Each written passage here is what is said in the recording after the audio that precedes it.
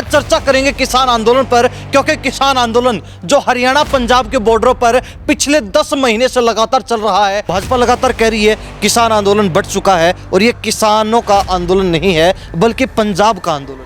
खुद ही सरकार ने सवाल उठा दिया भाजपा ने, पंजाब क्या हिंदुस्तान का हिस्सा नहीं है? पूरी दुनिया में जो कब्जा करना चाहता है कॉरपोरेट, वो ये चाह रहे कि मालिकाना हक हमें मिले और जैसे चाय के मजदूर काम करते हैं ये किसान अपने ही खेतों में मजदूर का काम करे।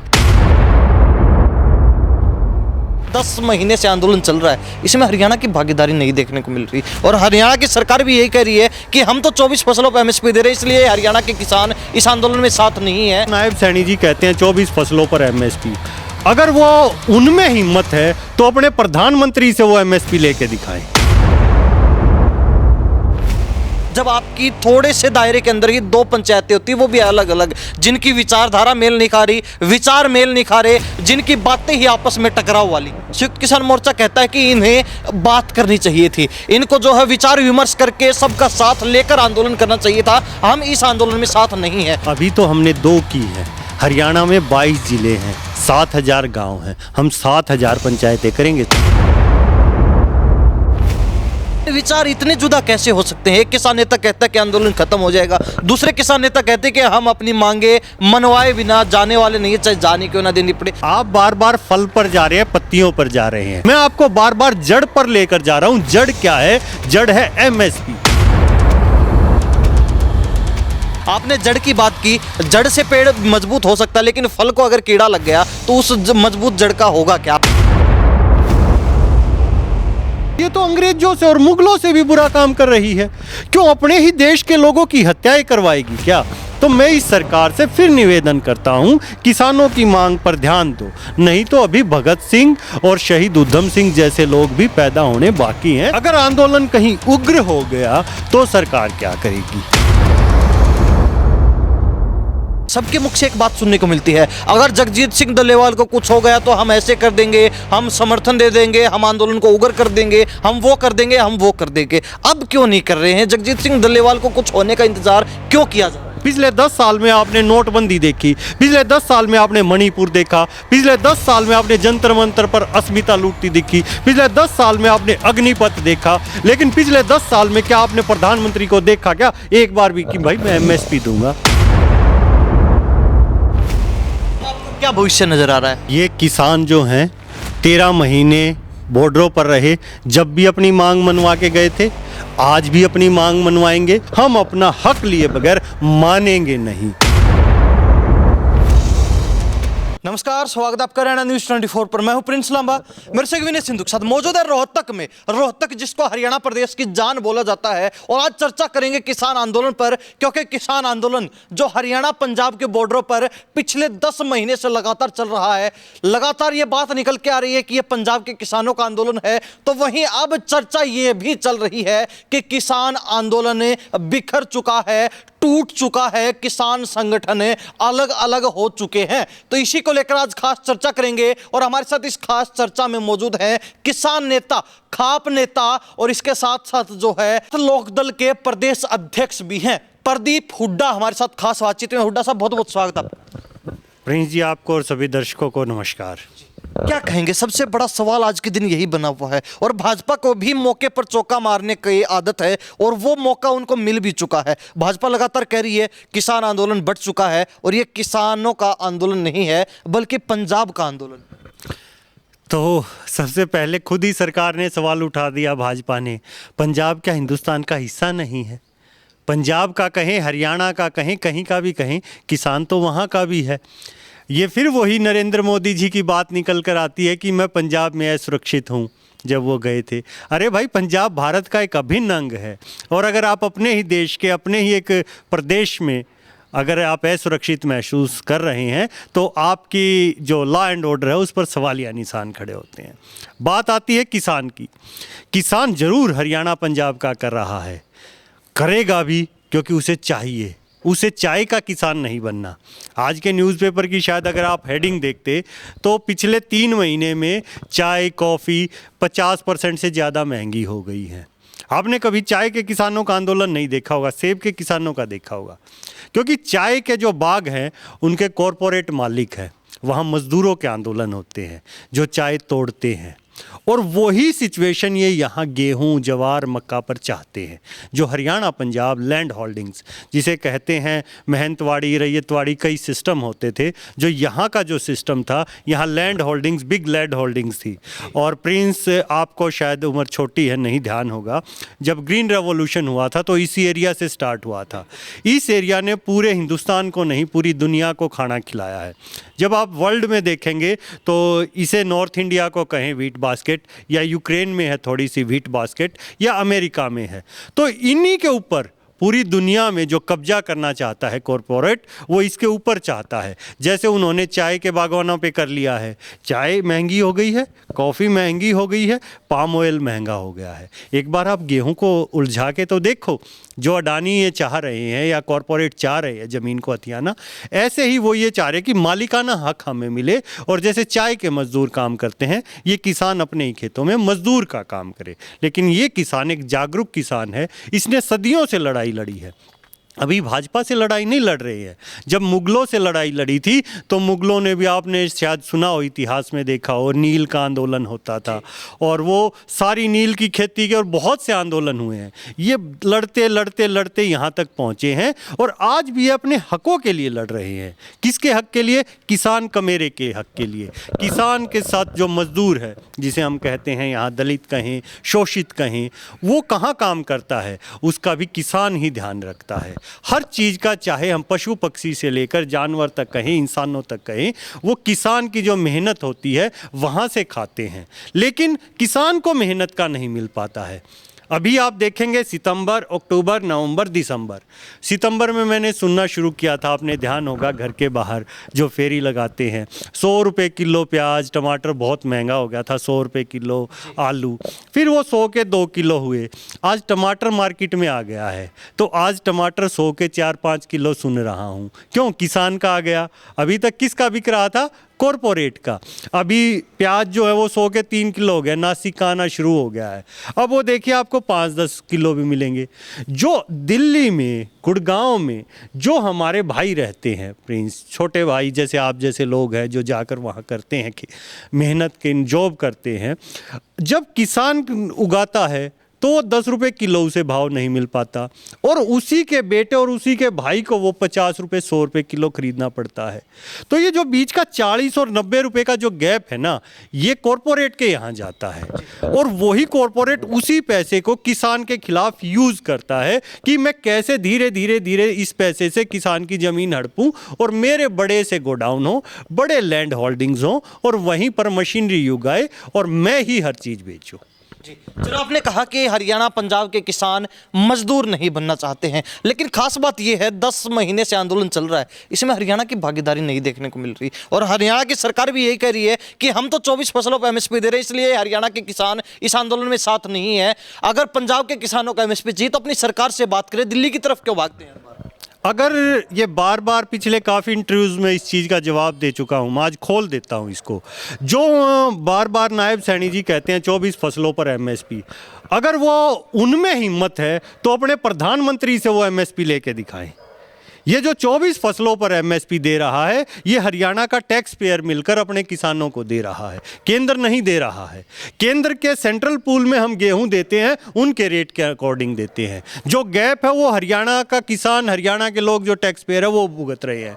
क्या नायब सैनी के अगर अंदर इतनी हिम्मत है, बार बार 24 फसलों का एमएसपी की बात करते हैं, वो एक बार नरेंद्र मोदी से कहकर दिखाएं, इस एमएसपी की केंद्र गारंटी दे और खरीद करे। अभी 1 जनवरी को प्रधानमंत्री जी अपने नंबर बना रहे थे, हमने 69,715 एग्जैक्ट बता देता हूं बीमा राशि अभी किसान को दी। हम किसान से शुरुआत कर रहे हैं, वो हिंदुस्तान के टैक्स पेयर का पैसा है, उसे निकालकर मोदी जी सीधा सीधा अडानी को नहीं दे सकते, कंपनी के थ्रू दे रहे हैं।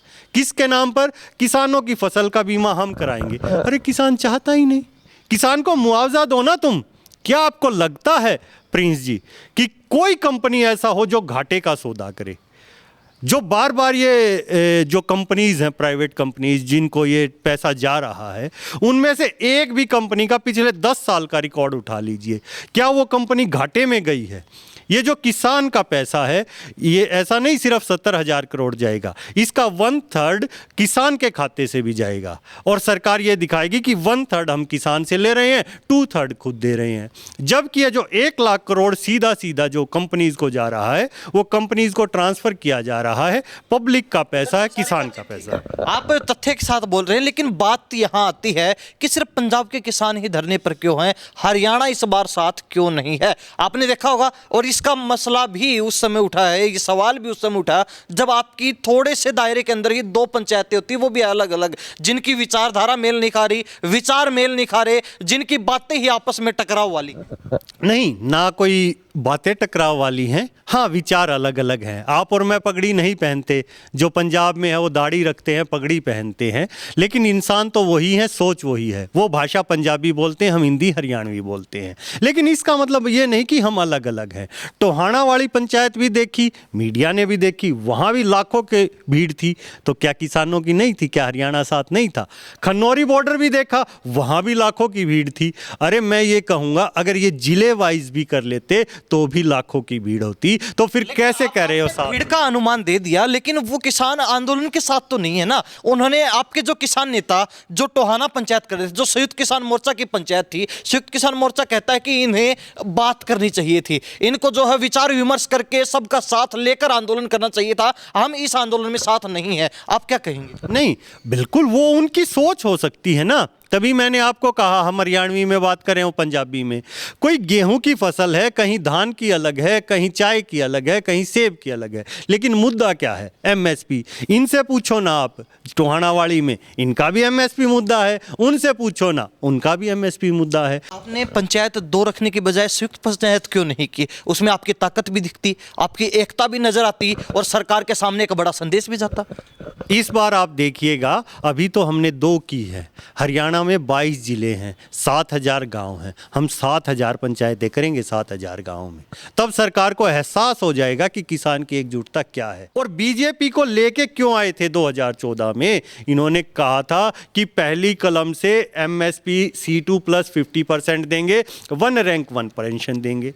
लेकिन ये अपने आप को देशभक्त दिखा के कॉरपोरेट की सरकार है। और मैं आपको तथ्यों से बता सकता हूं, इन्होंने पहली कलम से 1 रैंक 1 पेंशन और ये नहीं दिया एमएसपी। पहली कलम से क्या दिया था पता है आपको? पहली कलम से दिया था इन्होंने रात को 8 बजे करेंसी बंद। मोदी जी ने करेंसी के ऊपर पहली कलम चलाई थी, करेंसी बदलेंगे, देश की करेंसी। करेंसी क्यों बदलेंगे? करेंसी इकोनॉमी से पूरी पे कब्जा करने के लिए। नई करेंसी किसके राज में छपी? बीजेपी के राज में। उसे पता है वो कहाँ कहाँ जाएगी, वो आपके मेरे घर नहीं छपी। इन्होंने करेंसी पे होल्ड किया, एमएसपी नहीं दिया इन्होंने। इसी से पता चलता है कि कॉरपोरेट की सरकार है। ये अपने आप को उस पूरी चीज़ को ग्रैब करना चाहती है कि मैं इकोनॉमी को ग्रैब करूं, मैं खेतों को ग्रैब करूं। इनके लिए खेती विषय जो है वो लोगों का पेट भरना नहीं है, इनके लिए खेती विषय बिजनेस है। आपके किसान नेता लगातार ये बात कहते हैं, बात करें राकेश टिकैत की, वो बोलते हैं कि किसान आंदोलन 14-15 महीना ही पकड़ेगा, 10 महीने हो चुके, 4-5 महीने और चलेगा, आंदोलन खत्म हो जाएगा। हाँ, उनकी शायद सरकार से बात हुई हो, सरकार ने वादा किया हो, क्योंकि आज से जब 3 साल पहले हम उठे थे वहाँ से किसान, तो सरकार ने हमें 3 महीने का वादा किया था इसी एमएसपी गारंटी के लिए। जो बात सरकार ने कही थी वो हमें माननी चाहिए।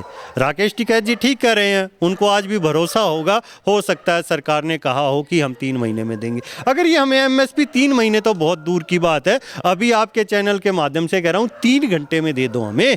हम एमएसपी मांग रहे हैं, लेकिन एमएसपी भी C2 प्लस 50% लेंगे। कहीं ये सोचें कि जो ये देंगे वो हम लेंगे। हमें चाहिए C2 प्लस 50%।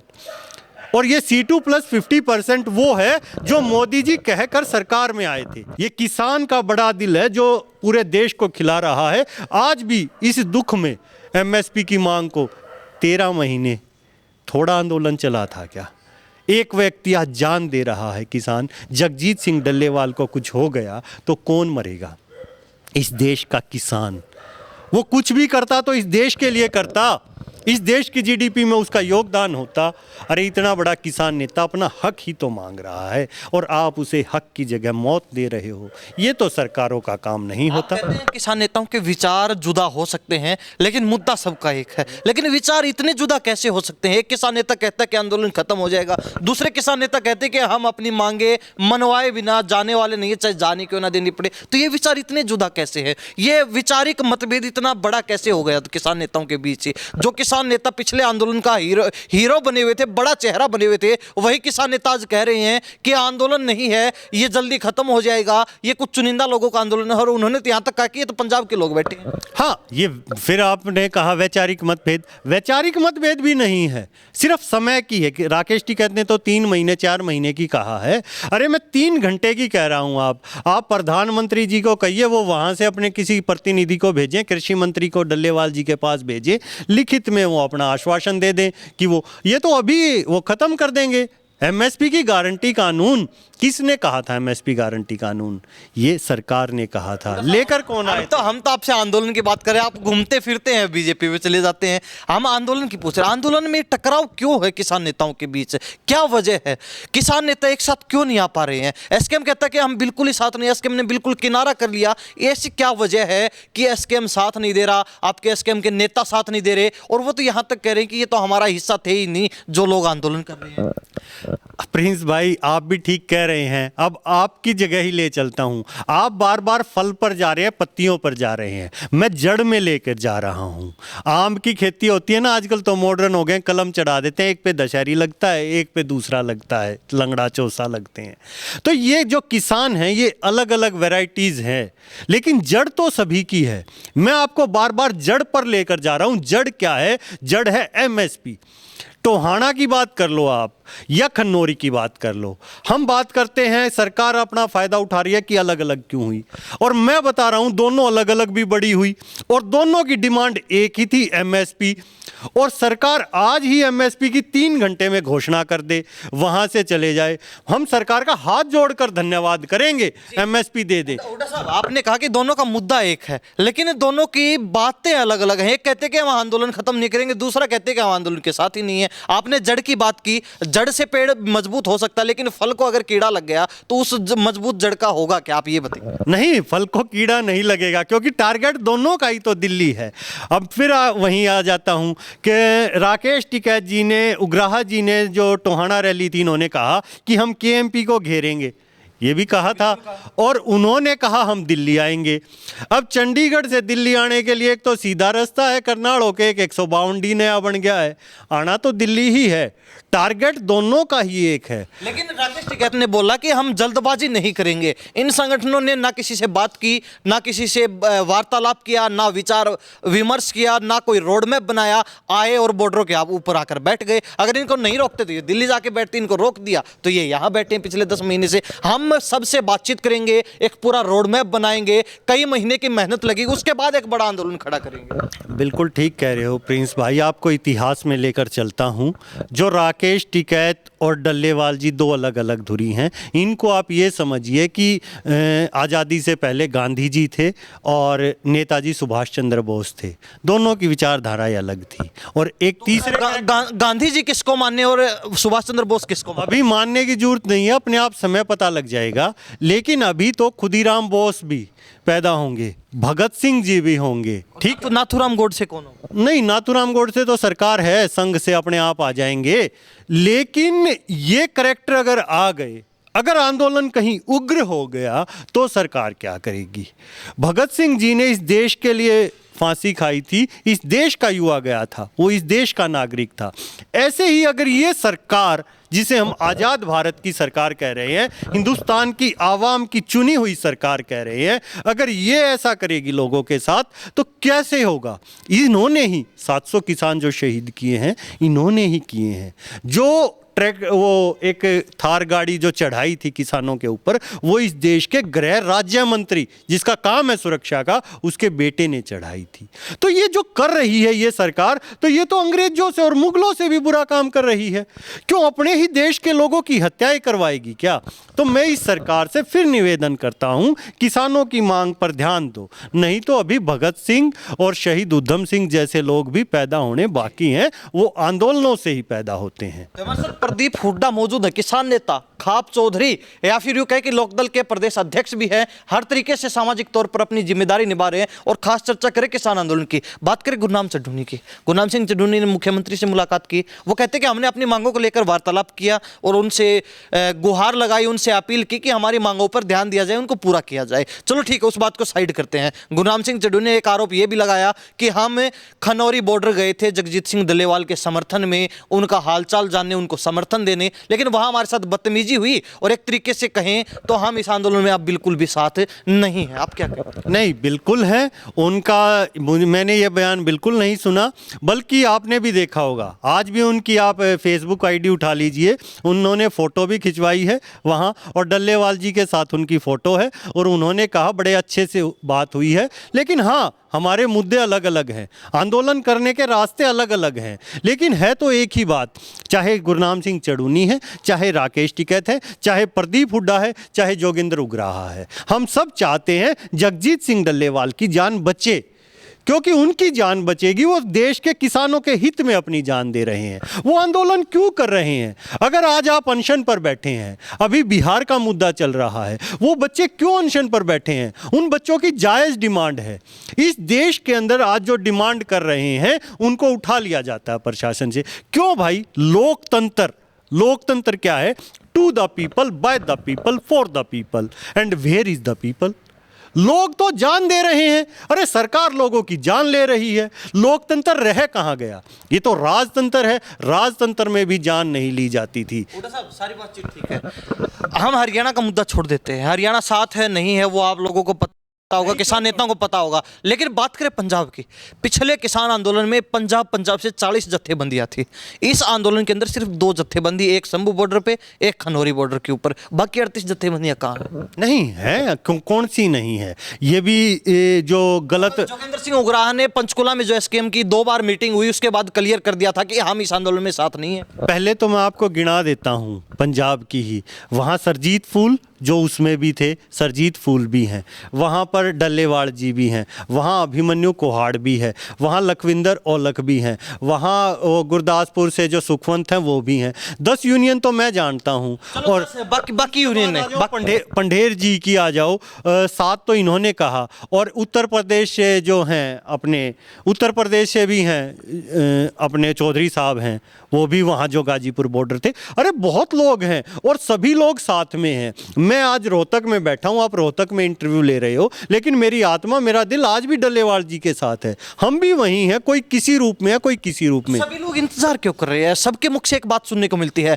अगर जगजीत सिंह डल्लेवाल को कुछ हो गया तो हम ऐसे कर देंगे, हम समर्थन दे देंगे, हम आंदोलन को उग्र कर देंगे, हम वो कर देंगे, हम वो कर देंगे। अब क्यों नहीं कर रहे हैं? जगजीत सिंह डल्लेवाल को कुछ होने का इंतजार क्यों किया जा रहा है? हम नहीं करेंगे, वो देश की जनता करेगी। आंदोलन कभी भी नेता नहीं करते, नेता तो सरकारें बनाते हैं, आंदोलन जनता करती है। और मैंने आपको अभी कहा था, आप मेरी बात पे गौर कीजिएगा, मैं नहीं चाहता दोबारा से भगत सिंह उधम सिंह पैदा करना चाह रहे हैं। अगर डल्लेवाल जी को कुछ होता है तो होंगे, भगत सिंह जी क्यों पैदा हुए थे? क्या किसान नेता इंतजार कर रहे हैं कि इनको कुछ हो और आंदोलन उग्र हो और हम सरकार का तख्ता पलट करें? किसान नेता नहीं कर रहे हैं, ये सरकार को सोचना चाहिए। अगर लाला लाजपत राय के सिर पर लाठी नहीं पड़ी होती, अगर जलियांवाला बाग कांड नहीं हुआ होता, तो भगत सिंह जी पैदा नहीं होते। ये सरकार क्यों कर रही है? ये सरकार डल्लेवाल जी को क्यों मार रही है? हालात पैदा कर रही है, वही हालात पैदा होंगे तो वही चीजें होंगी। अगर आप बबूल की खेती करोगे तो बबूल होंगे, फूल की करोगे फूल। बड़ा इंपॉर्टेंट सवाल आपसे,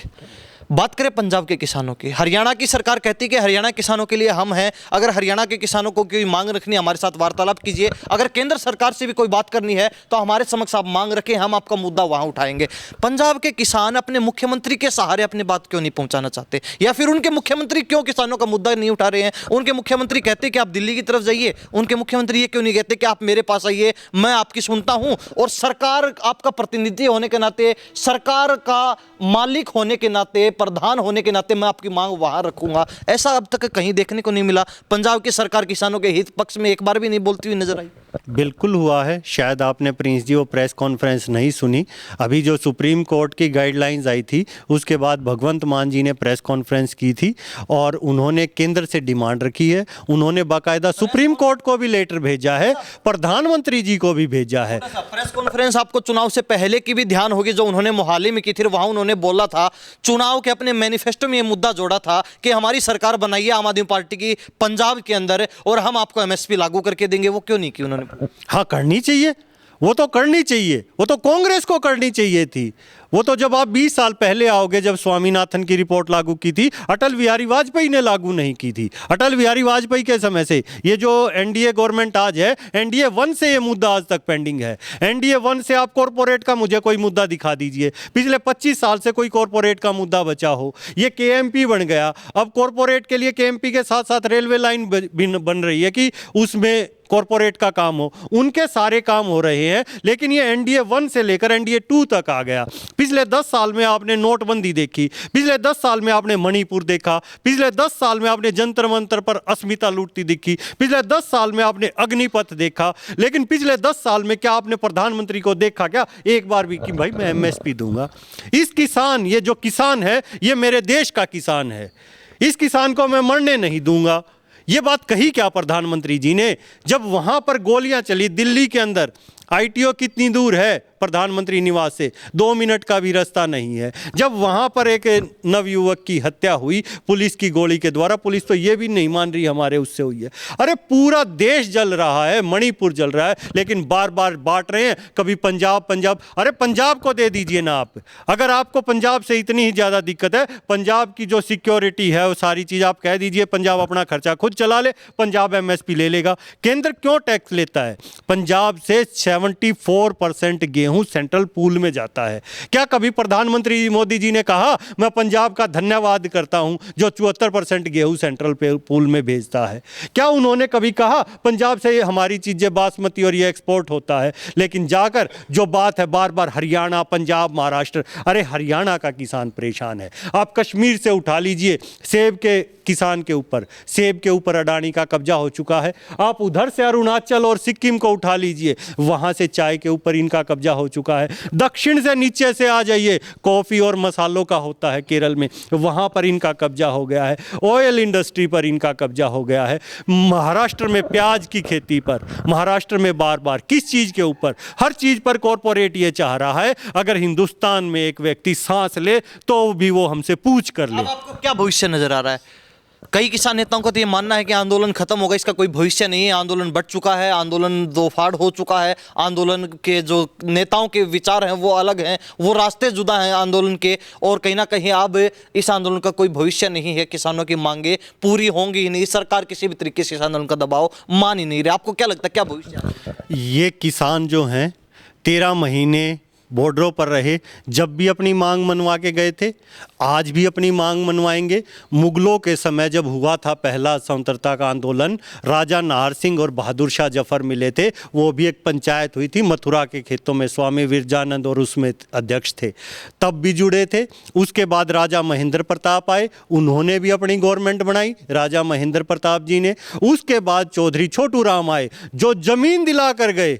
ये पीछे हैं, ये हमारे भगवान हैं, इन्होंने ही जमीन दिलाई जब भी हमारी जमीन कब्जे में थी। उसके बाद नई कृषि नीति को चौधरी चरण सिंह जी लागू करके गए, जो 5 रुपए गन्ने के भाव को सीधा 15 रुपए करके गए। आगे भी ये आंदोलन ऐसे ही चलता रहेगा।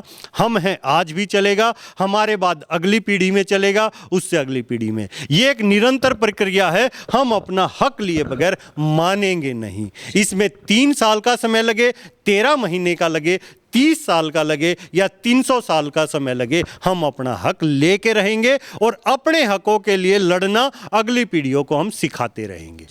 हुड्डा साहब बहुत बहुत धन्यवाद बातचीत के लिए, आपने अपना कीमती समय। आपका भी बहुत बहुत धन्यवाद।